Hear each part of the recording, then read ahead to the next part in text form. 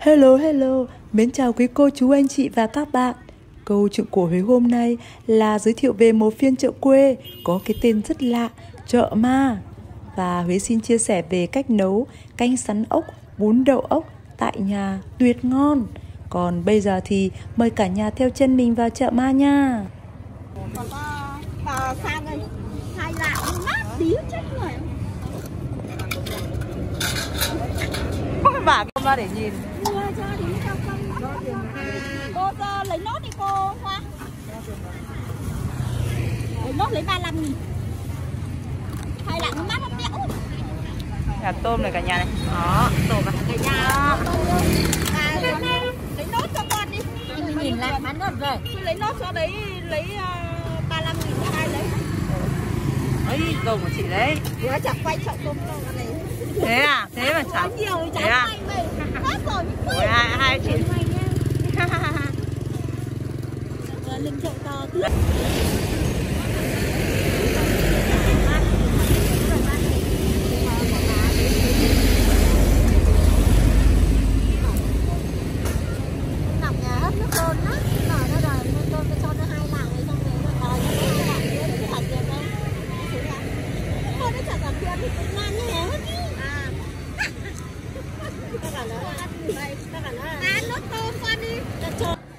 Chợ ma được người dân trong vùng quen gọi bởi từ rất lâu rồi, phiên chợ ma chỉ họp về buổi chiều tối. Sau một ngày đánh bắt, hái lượm, thu hoạch nông thủy sản thì chiều tối người dân mang ra để bán vào trao đổi hàng hóa. Đặc biệt ở chợ ma là bán những nông hải sản tươi sống của người dân bản địa đánh bắt thu lượm được trong ngày, chủ yếu là cây nhà lá vườn do chính những người dân bản địa làm ra, tôm, cua, cá, ốc, rau, củ quả, trái cây. Và có cả lòng heo tươi sống nữa nè, nhìn cũng hấp dẫn ha. Món này mà làm bún đậu mắm tôm thì tuyệt vời luôn. Wow, lòng heo vẫn đang được luộc nóng trong nồi cả nhà ơi. Ngửi mùi hấp dẫn quá à. Em thì rất thích đi chợ quê bởi chợ quê là một nét đẹp văn hóa. Nó phản ánh chân thực đời sống của người dân quê. Người đi chợ không chỉ để mua sắm mà còn là dịp để trao đổi, trò chuyện, giao lưu, thăm hỏi lẫn nhau, chuyện ruộng vườn, cây trái, chuyện làng trên, xóm dưới, mộc mạc thắm đượm tình nghĩa xóm làng. Chợ quê không chỉ là nơi mưu sinh của người dân mà còn là nơi lưu giữ những nét văn hóa, những tập tục sinh hoạt của người dân bản xứ. Chợ quê chính là nơi gói ghém những thân thương, là nét đẹp của người Việt Nam truyền từ đời này sang đời khác. Wow, các sản phẩm thủ công bằng tre này cả nhà. Tăm tre, đũa tre, muôi tre và chổi tre. Những sản phẩm thủ công do người dân bản địa làm nhìn khéo ha. Hôm nay thì mình cũng mua 2 cân ốc về để nấu canh sắn ốc và bún đậu ốc. Hôm nay có rất là nhiều ốc tươi bán luôn ha. Nhìn rất là tươi ngon mà giá chỉ có 15.000 một kg thôi cả nhà. Còn bây giờ thì mình sẽ vòng qua hàng cá và hàng rau để mua một số đồ. Wow, các bạn nhìn này, trạch làn này. Nghe nói là chợ ma nó rất là đặc biệt nên hôm nay phải đến đây chứ.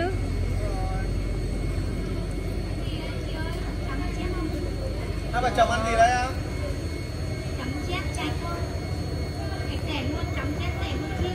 Đấy, anh ấy bảo là đây là trạch quê nhé cả nhà ơi. Đó. Hai vợ chồng rất là thân thiện luôn. Rất là xinh gái luôn. Còn mấy giây thôi. Ồ, cá ngon chưa cả nhà ơi, cá rất là ngon luôn nha. Đấy, chú đang bắt con tép này. Ôi đấy, chép ra cả nhà ơi, nhìn con cá chép của người ta nào. Wow, được rồi. Ui giời ơi, đấy. Đấy, lên hình luôn. Ôi, cá to quá cả nhà. Đấy.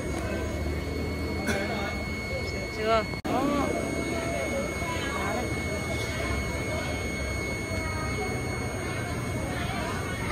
Ai ăn cá thì đến ủng hộ cho vợ chồng nhà này nha.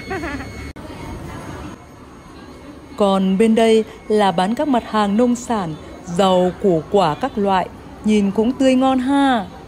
Chợ ma quê tôi giờ cũng có nhiều thay đổi, những dãy hàng giờ cũng khang trang rộng rãi hơn và các mặt hàng cũng đa dạng phong phú hơn. Đời sống người dân vì thế cũng mở mang hơn rất nhiều. Khoảng cách giữa thành thị và nông thôn ngày càng thu hẹp. Những nét văn hóa đặc trưng vùng miền vì thế cũng mai một dần. Dường như cuộc sống hiện đại khiến cho con người ta sống vội vã hơn, gấp gáp hơn và việc đi chợ cũng tranh thủ hơn.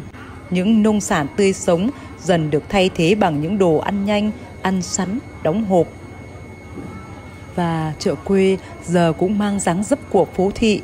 Song có một điều vẫn không thay đổi là phiên chợ ma vẫn họp vào buổi chiều tối. Bởi một điều không thể thay thế được đó là nét đẹp văn hóa về tình làng nghĩa xóm của người dân nơi đây. Làm YouTube mà. Wow, còn đây là dưa leo đầu mùa này cả nhà. Nhìn tươi ngon ha. Mà giá cũng rất là rẻ, chỉ có 12.000 một kg thôi à. Còn cà và su su giá chỉ có 10.000, nhìn rất là tươi ngon mà giá lại rẻ. Ở chợ quê cái gì cũng rẻ và tươi ngon.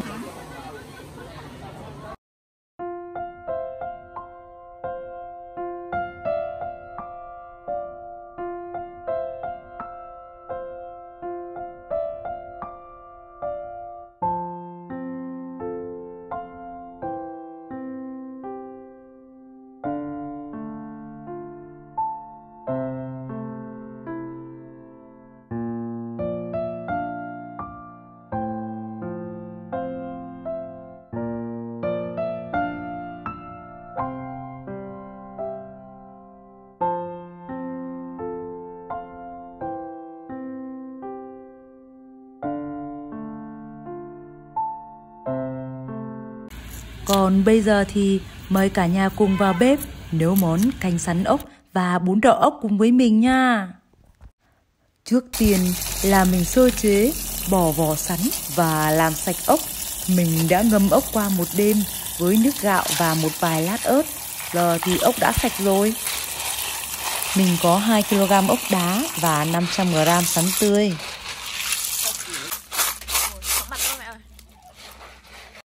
Giờ thì cho ốc vào nồi và thêm một vài lá chanh. Tiếp đến là mình sử dụng 30 g hành củ thái lát mỏng và 50 g rau thì là thái nhỏ. Tiếp theo là mình cắt nhỏ những miếng sắn, khẩu độ vừa ăn và loại bỏ xơ.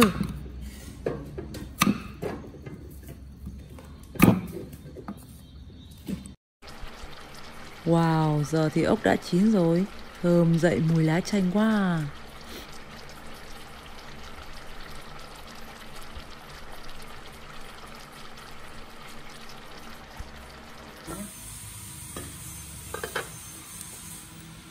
Mình sẽ múc nó ra một cái bát để cho nó nguội nhanh hơn. Và sau đó mình sẽ tiến hành thêu nhân ốc.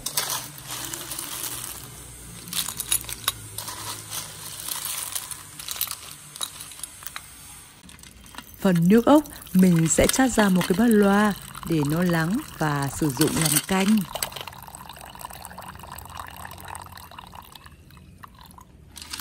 Giờ thì mình tiến hành khêu nhân ốc, những con ốc miệng đầy béo căng tròn à.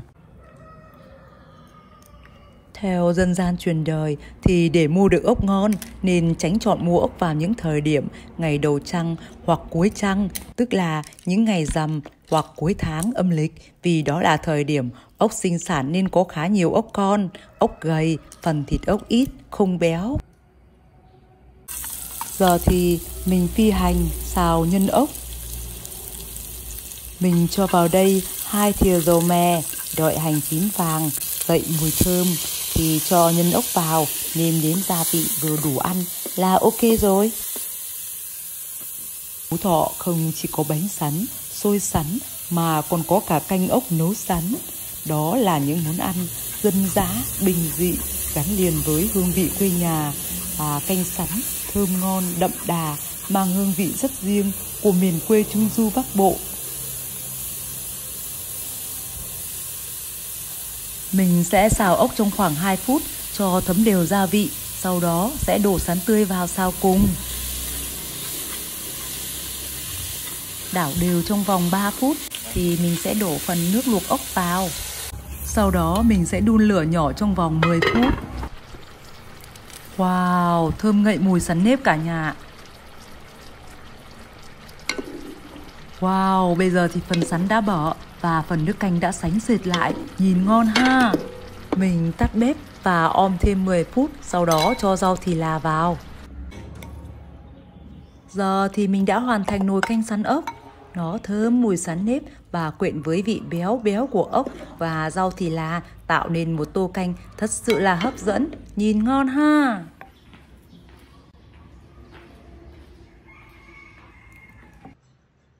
Tiếp đến là mình thái đậu hũ để chuẩn bị cho món bún ốc. Đậu hũ quê mình mềm mịn, thơm mùi đỗ tương. Mình sử dụng 300g cà chua thái lát mỏng. Giờ thì mình tiến hành chiên vàng đậu hũ.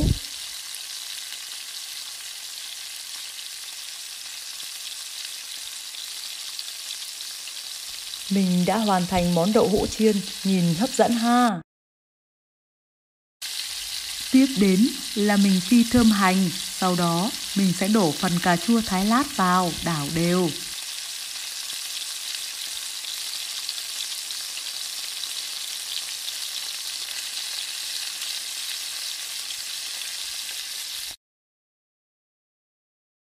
Giờ thì mình đổ phần thịt ốc vào.